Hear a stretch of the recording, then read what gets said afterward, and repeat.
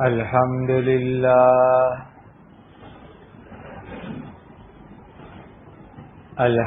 لله نحمده ونستعينه ونستغفره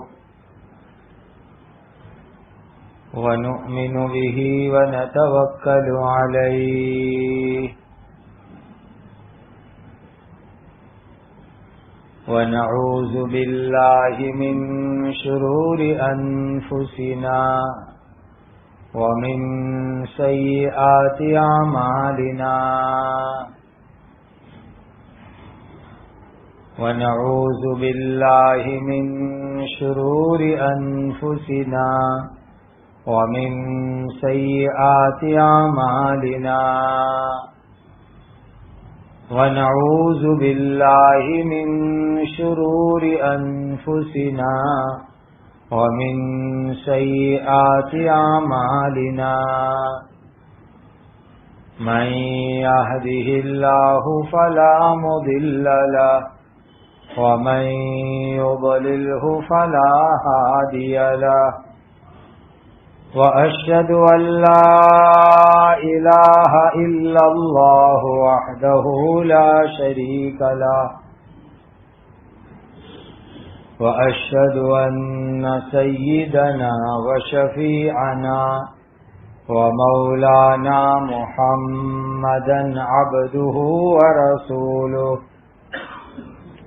صلوات الله تبارك وتعالى عليه وعلى آله وأصحابه وذريته قل لا تعتذروا لن نؤمن لكم قد نبأنا الله من أخباركم وسيرى الله عملكم ورسوله ثم تردون إلى عالم الغيب والشهادة فينبئكم بما كنتم تعملون.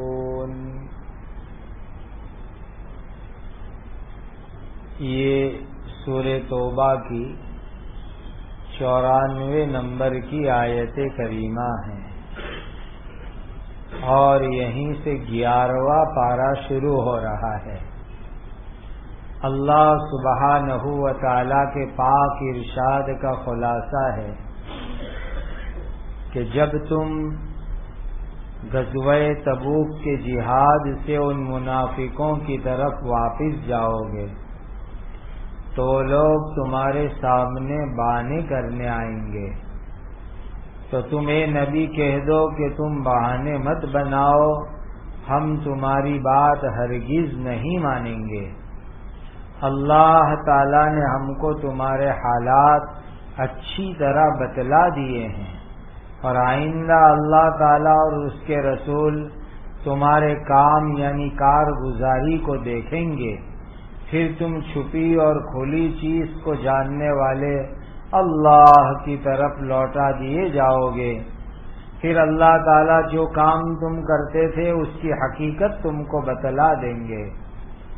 سَيَحْلِفُونَ بِاللَّهِ لَكُمْ إِذَا انقَلَبْتُمْ إِلَيْهِمْ لِتُعْرِضُوا عَنْهُمْ فَأَعْرِضُوا عَنْهُمْ إِنَّهُمْ رِجْسٌ وَمَأْوَاهُمْ جَهَنَّمُ جزاء بما كانوا يكسبون.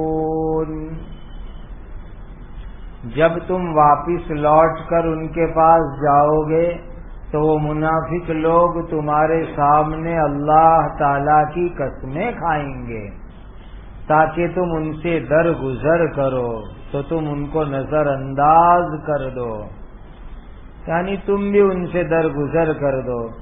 یقیناً وہ منافق لوگ تو ناپاک ہیں اور جہنم ان کے رہنے کی جگہ ہے. جو گناہ وہ کماتے تھے یہ اس کی سزا ہے. یحلفون لکم لترضوا عنہم فإن ترضوا عنہم فإن اللہ لا يرضى عن القوم الفاسقین. وہ لوگ تو تمہارے سامنے قسمیں کھائیں گے تاکہ تم ان سے راضی ہو جاؤ.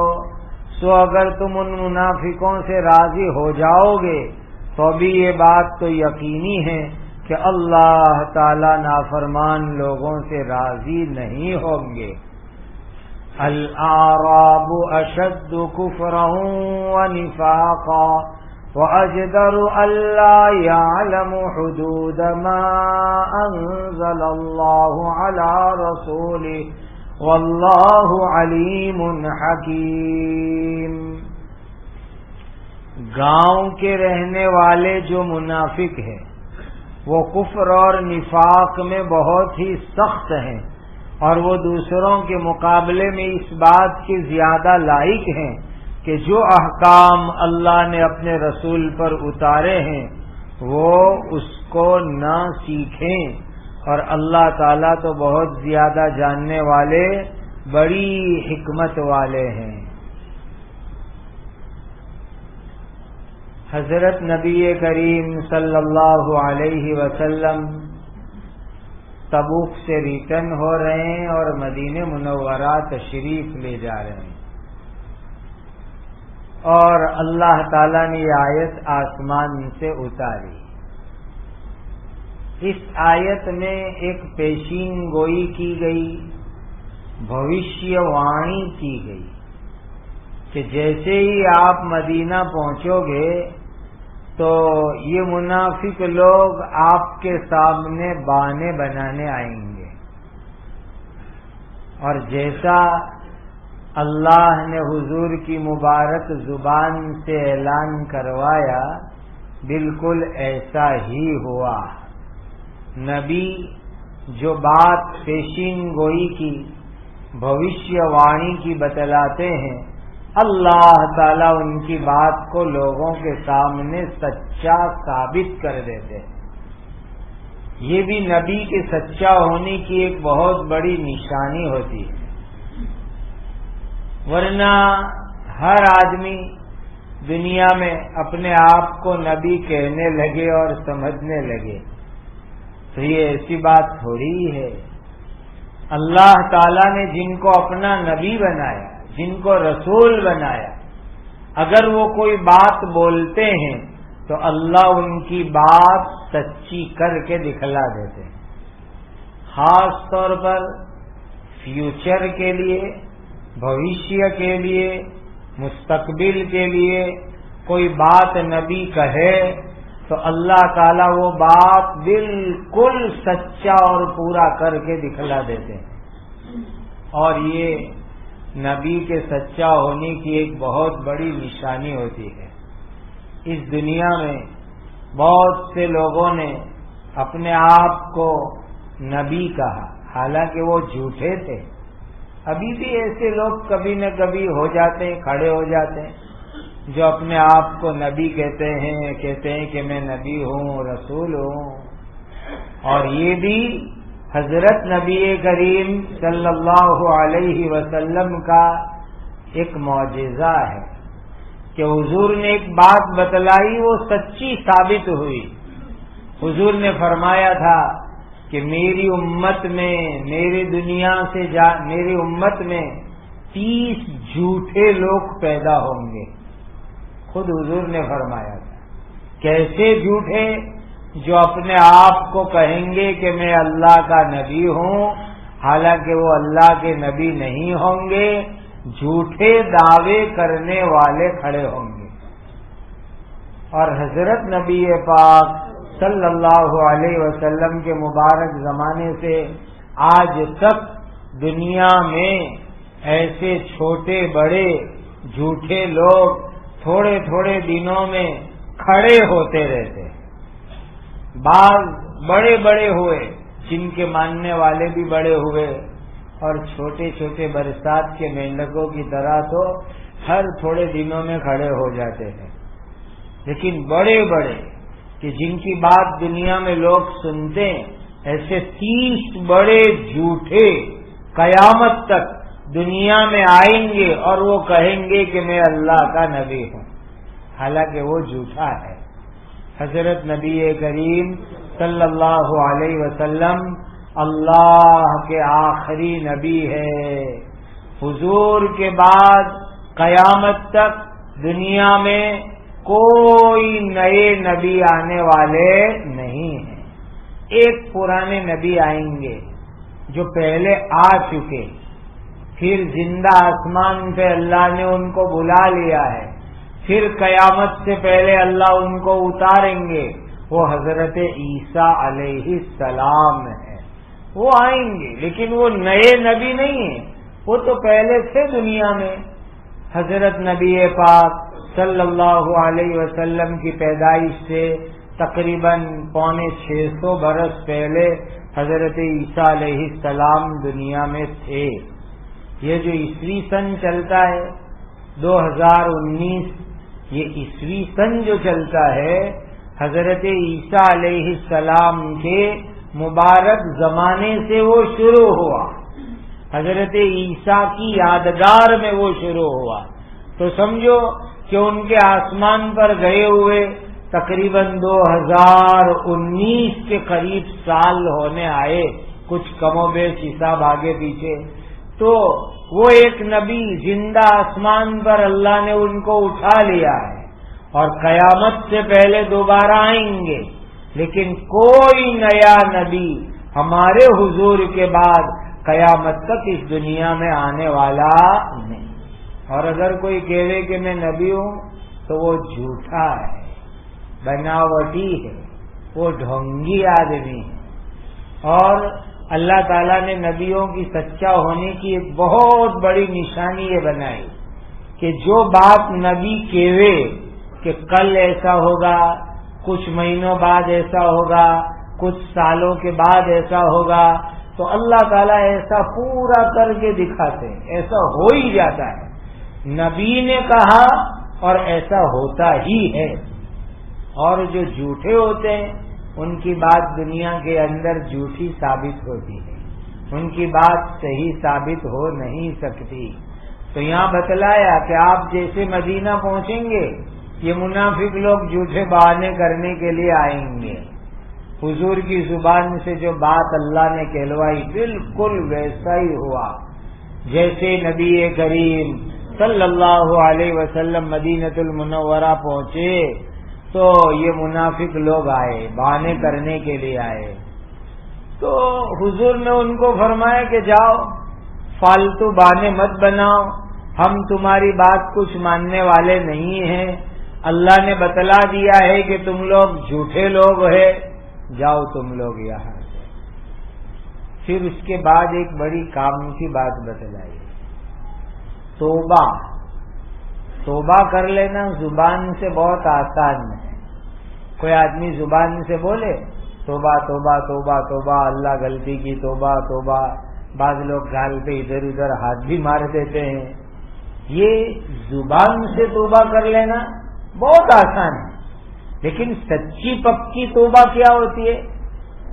آدمی کی آگے کی زندگی صحیح راستے پر رہے، یہ ہے سچی اور پکی توبہ. اس وقت آدمی ایک غلط کام کر رہا ہے، گناہ کا کام کر رہا ہے، برائی کا کام کر رہا ہے، وہ کہتا ہے توبہ توبہ توبہ، اللہ میری توبہ. اور پھر صبح اٹھ کے وہی غلط دھندے چالو، غلط کام چالو، وہی برائیاں چالو. تو یہ توبہ پکی توبہ نہیں ہوئی، یہ تو ایک طرح کی کچی توبہ ہوگی. اسی لیے آیت میں اللہ تعالیٰ نے فرمایا کہ آگے تم لوگ کیسی زندگی گزارتے ہو وہ اللہ دیکھیں گے. اگر تم نے صحیح معنی میں توبہ کی ہے تو آگے تم بہت اچھی صحیح زندگی گزارو گے. اور نبی کریم صلی اللہ علیہ وسلم بھی تمہارے کام دیکھیں گے. اسی لیے بعض مرتبہ کیا ہوتا ہے، کبھی کوئی بھول کرتا ہے پھر معافی مانگنے آتا ہے کہ میں نے بھول کر دی، معاف کر دیں. تو ان کو کہنے کا ٹھیک ہے معاف تو ہم کر دیتے ہیں، لیکن آگے تم کیسے رہتے ہو وہ ہے سب سے امپورٹنٹ چیز، سب سے اہم چیز. آگے تم کیسے رہتے ہو. ابھی تو تم معافی مانگ رہے ہو لیکن کل صبح اٹھ کے پھر وہی برے کام، بری عادتیں، گالیاں، گندے کام چالو کر دو تو توبہ کس کام کی تم لوگوں کی. اسی لیے سچی پکی توبہ یہ کہ آدمی اپنی زندگی سیدھے راستے پر لے آوے، وہ ہے صحیح سچی اور پکی توبہ۔ ایک آدمی کو پکڑا کہ تو چور ہے، معافی مانگتا ہوں میں نے چوری کی، 15 دن بعد پھر پکڑا گیا چوری، معافی مانگتا ہوں، پھر 1 مہینے کے بعد پکڑا گیا چوری کی، یہ کس کام کی توبہ؟ آج اگر تم توبہ کرتے ہو کہ میں نے شراب چھوڑ دی، نعوذ باللہ، اللہ حفاظت میں رکھے شراب سے، چوری چھوڑ دی میں نے، تو کیا مطلب ہوا کہ آگے والی زندگی میں کبھی چوری نہیں کروں گا، کبھی شراب نہیں پیوں گا، کبھی جھوٹ نہیں بولوں گا، کبھی غلط کام نہیں کروں گا، اور ایسا کر کے بھی دکھاوے۔ بعض مرتبہ آدمی کہتے ہیں کہ اس نے تو کیا توبہ کی، زندگی بدل ڈالی، کیسی توبہ کی، پوری لائف چینج ہو گئی اس کی۔ بس یہ ہے صحیح اور سچی اور پکی توبہ۔ اور اسی کو اس آیت میں اللہ نے فرمایا کہ یہ منافق لوگ بانے کرنے آ رہے ہیں، تو ان کو کہو کہ آگے تم اگر صحیح زندگی گزارو گے، اچھے کام کرو گے، تو پھر اللہ اور اس کے رسول تمہاری اچھی زندگی دیکھیں گے۔ اور یاد رکھو تم سب کو مرنے کے بعد اللہ کے دربار کے اندر لے جایا جائے گا، اور اللہ لوگوں کی چھپی ہوئی باتوں کو اور کام کو بھی جانتے ہیں، اور کھلم کھلی بات اور کام کو بھی جانتے ہیں۔ دنیا میں آدمی ہر چیز سے بچنے کا راستہ نکال سکتا ہے، کیمرے سے بچ جاؤ، سی ٹی وی کیمرے سے بچ جاؤ، کسی کی واچ سے بچ جاؤ، کسی کی نظر سے بچ جاؤ، ماں باپ کی نظر سے بچوں، دشمن کی نظر سے بچوں، سب راستے نکل سکتے ہیں، لیکن اللہ کی نظر سے بچنے کا کوئی راستہ نہیں ہے۔ اللہ تو چھپی سے چھپی ہوئی چیز کو بھی جان دیں، اور جو اوپن ہوتی ہے، ظاہر ہوتی ہے، وہ بات بھی اللہ تعالیٰ جانتے ہیں۔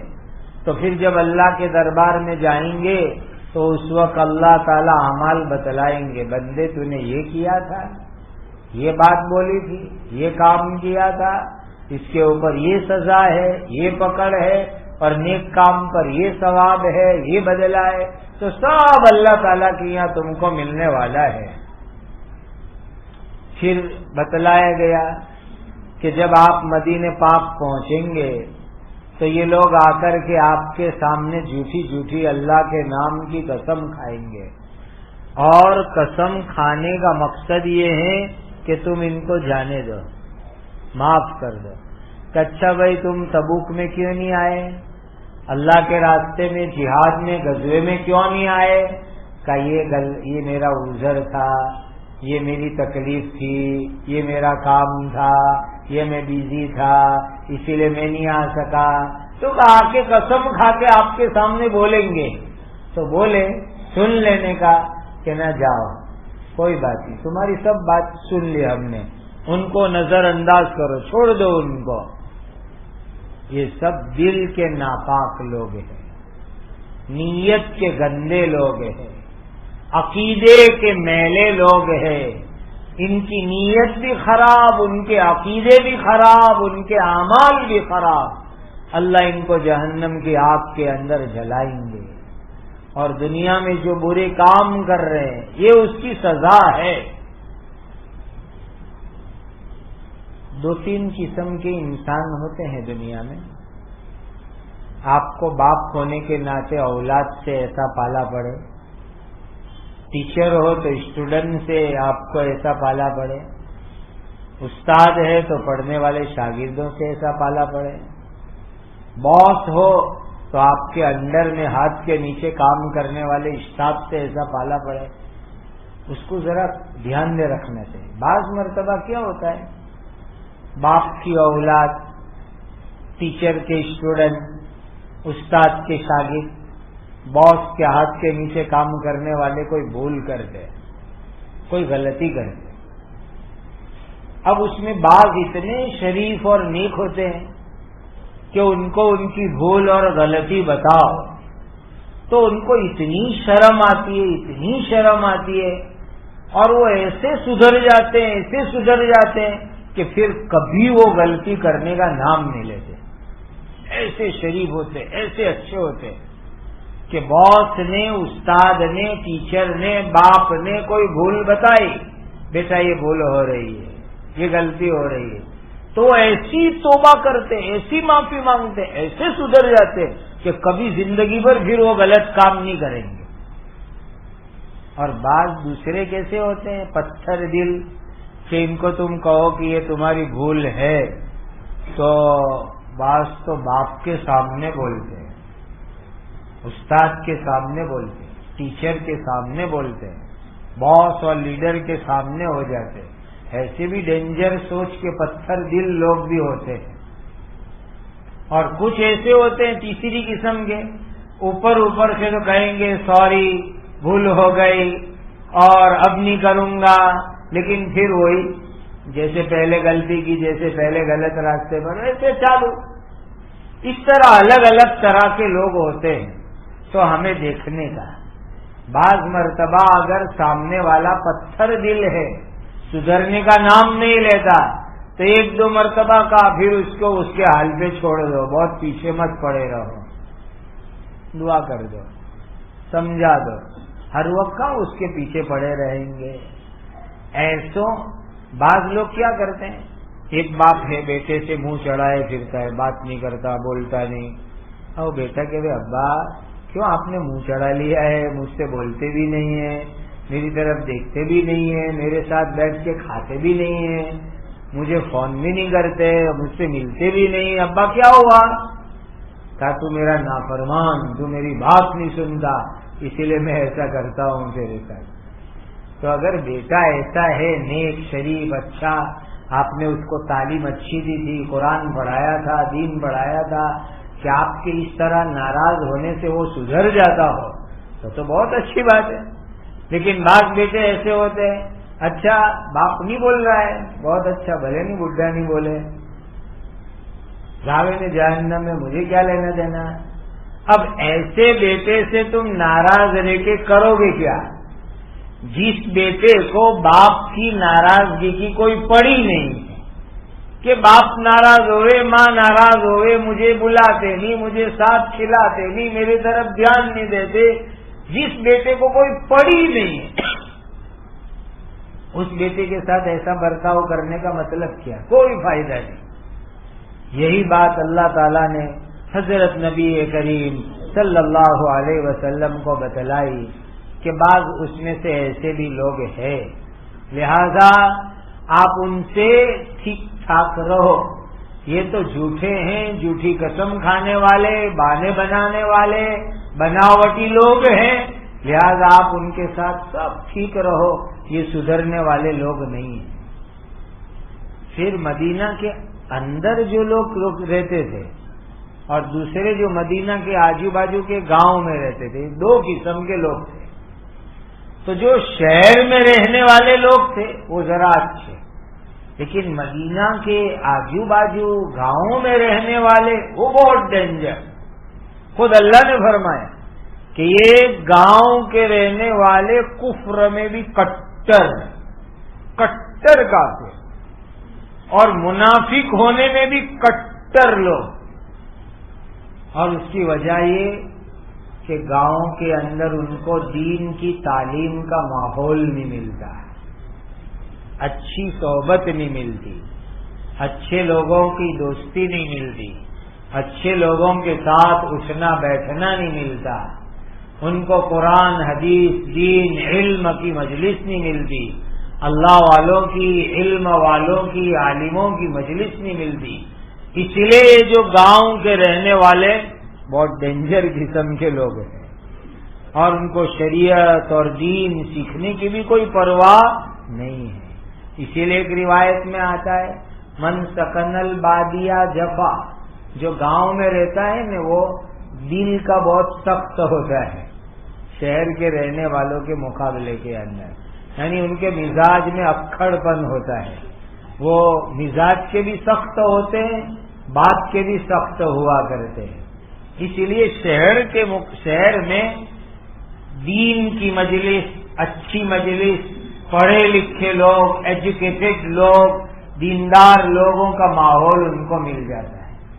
اسی لیے حضرت یوسف علیہ السلام کے قصے میں آپ نے سورہ یوسف میں سنا تھا کہ وہاں جب باپ اور بیٹے کی 40 سال یا اس سے بھی زیادہ سال کے بعد ملاقات ہوئی تو حضرت یوسف علیہ السلام نے اللہ کا شکر ادا کیا. تو شکر ادا کرتے ہوئے کہا تھا وَجَاءَ بِكُم مِّنَ الْبَدْوِ مِن بَعْدِ أَن نَّزَغَ الشَّيْطَانُ بَيْنِي وَبَيْنَ إِخْوَتِي. ابا اللہ تعالیٰ آپ کو گاؤں کی زندگی سے نکال کر مصر کی شہر کی زندگی میں لائے، یہ اللہ کا بہت بڑا احسان ہے. تو جس کسی کو شہر میں اچھا رہنا مل جاوے تو وہ بھی اللہ کی ایک نعمت ہے. گاؤں کے رہنے کے مقابلے میں وہاں فیسلٹی نہیں ہوتی، سہولتیں نہیں ہوتی، ہر کام کے لیے شہر میں دوڑنا پڑتا ہے، ہر چیز کے لیے شہر کی طرف آنا پڑتا ہے.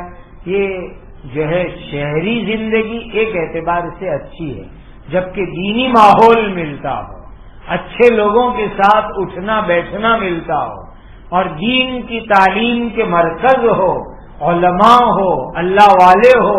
ایسی صورت میں شہر کے اندر رہنا بہت اچھا ہے. تو آگے فرمایا واللہ علیم حکیم، اللہ تعالیٰ تو بڑے جاننے والے، بڑے حکمت والے ہیں. تو ان آیتوں سے یہ بات معلوم ہوئی کہ زبان سے آدمی جس طریقے سے توبہ کر لے گے بالکل اسی طریقے سے اپنی زندگی بھی سیدھے راستے پر لانی چاہیے. وہ اصلی اور پکی توبہ ہے. زبان سے بھی توبہ کرو اور زندگی کو بھی بدلو. آج ہم مسلمانوں میں اسی چیز کی بہت سخت ضرورت ہے. ہم زبان سے استغفار پڑھتے ہیں، اللہ معاف کر دو، اللہ میں توبہ کرتا ہوں، میں اب توبہ کرتا ہوں. ساتھ ساتھ میں زندگیوں کو بھی بدلو. اپنے اندر جو برائی ہے، جو گناہ ہے، اس کو پہلی فرصت کے اندر چھوڑو. گناہ چھوڑنا یہ بہت امپورٹنٹ ہے. سیدھے راستے پر آنا بہت امپورٹنٹ ہے. ایک آدمی فرض ادا کرے، واجب ادا کرے اور گناہ چھوڑ دے، یہ آدمی بہت اچھا ہے، بہت کامیاب آدمی ہے. اور دوسرا آدمی ہے فرض، واجب، نفل، سنت، صدقہ، خیرات بہت کرتا ہے لیکن گناہ بھی بہت کرتا ہے. تو آدمی بہت اچھا نہیں ہے. بہت اچھا کون آدمی کہ جو گناہ چھوڑے، برائی چھوڑے، حرام کام چھوڑے، اللہ کو ناراض کرنے والے کام چھوڑے. چاہے نیک کام تھوڑے سے کرتا ہو، کم کرتا ہو، لیکن گناہ چھوڑنا یہ اللہ کے یہاں بہت اچھی چیز ہے. اسی لیے ایک حدیث میں فرمایا کہ اللہ کے یہاں جو کام حرام ہے اس کو چھوڑو، تم بہت بڑی عبادت کرنے والے بن جاؤ گے. بہت بڑی عبادت حرام کام چھوڑنے کو حدیث کے اندر بیان کیا گیا. اللہ تعالی ہم سب کو ایسی توفیق اور سعادت عطا فرمائے. گناہ سے توبہ کی، استغفار کی توفیق اللہ عطا فرمائے اور اپنی اپنی زندگیوں کو اللہ ہمیں صحیح سیدھے راستے کے اوپر لانے کی توفیق عطا فرمائے. آدمی اللہ کے ڈر سے سیدھا ہو جاوے. کوئی سیدھا کرے دنیا میں، حالات آوے اور سیدھا ہوئے، سزا آوے اور سیدھا ہوئے، اس سے بہتر آدمی اللہ کے ڈر سے سدھر کے سیدھا ہو جاوے. یہ آدمی بہت اچھا ہے. اللہ ہمیں ایسی توفیق عطا فرمائے.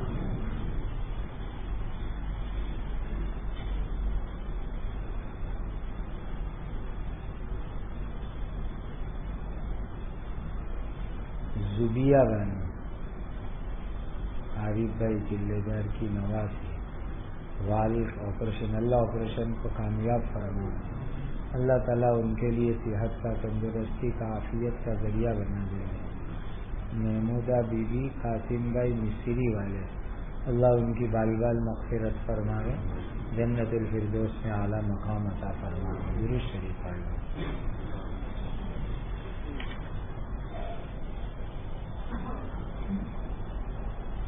الحمد لله رب العالمين الحمد لله رب العالمين الحمد لله رب العالمين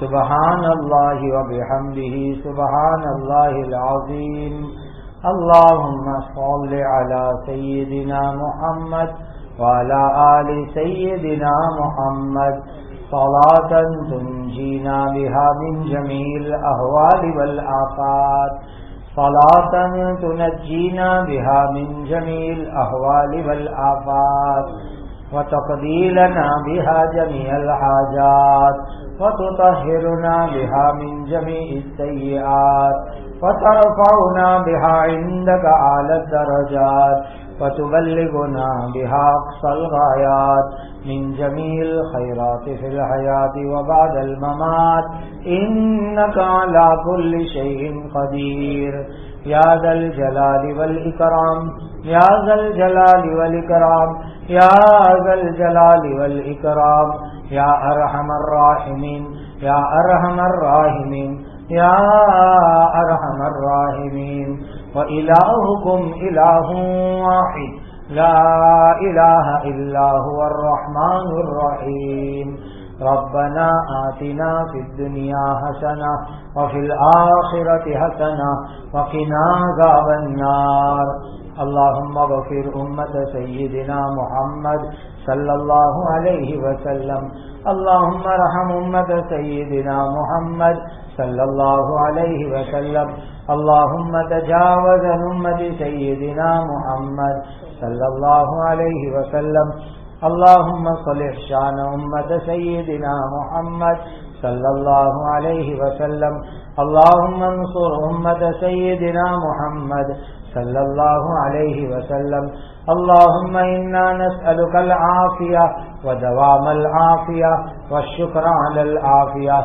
اللهم إنا نسألك العافية ودوام العافية والشكر على العافية اللهم إنا نسألك العافية ودوام العافية والشكر على العافية اللهم إنا نعوذ بك من الفتن ما ظهر منها وما بطن اللهم إنا نعوذ بك من الفتن ما ظهر منها وما بطن اللهم إنا نعوذ بك من الفتن ما ظهر منها وما بطن اللهم إنا نسألك رضاك والجنة اللهم إنا نسألك رضاك والجنة اللهم إنا نسألك رضاك والجنة اے اللہ ہمارے گناہوں کو معاف فرما ہماری مکمل مغفرت فرما ہماری توبہ پر ہمیں استقامت عطا فرما ہم کو ہماری زندگیاں صحیح راستے پر لانے کی توفیق اور سعادت عطا فرما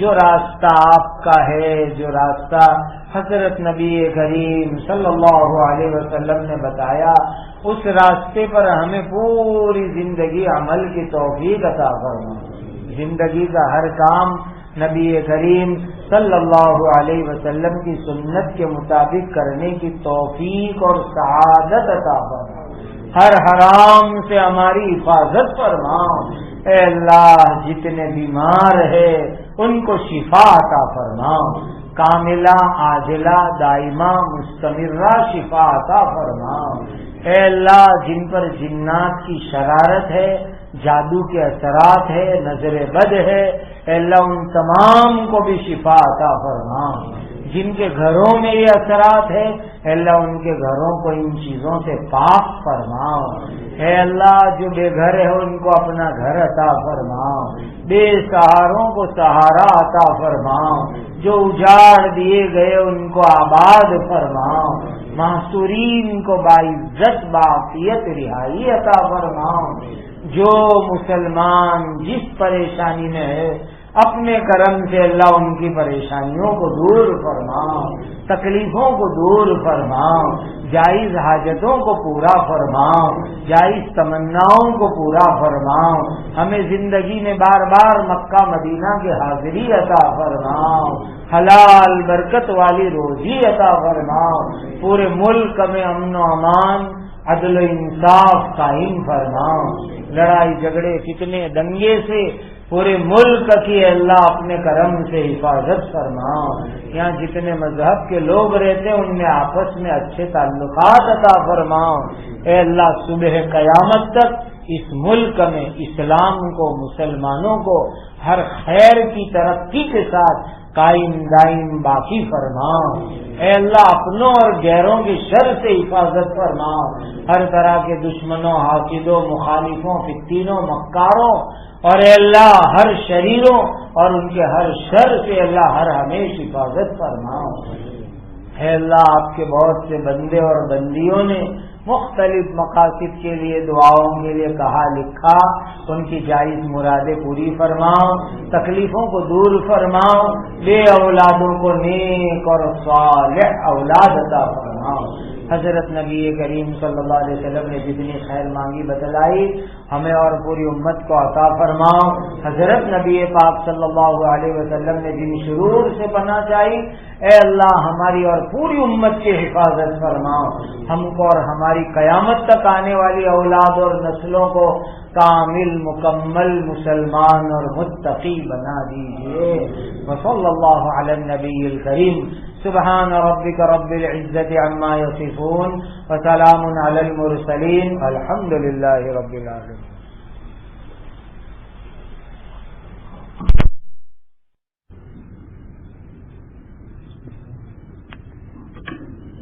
ضروری اعلان ہے، تاریخ 27 جمعہ کے روز خطبے سے پہلے اقصی مسجد سلیمان مارکیٹ کے بازو میں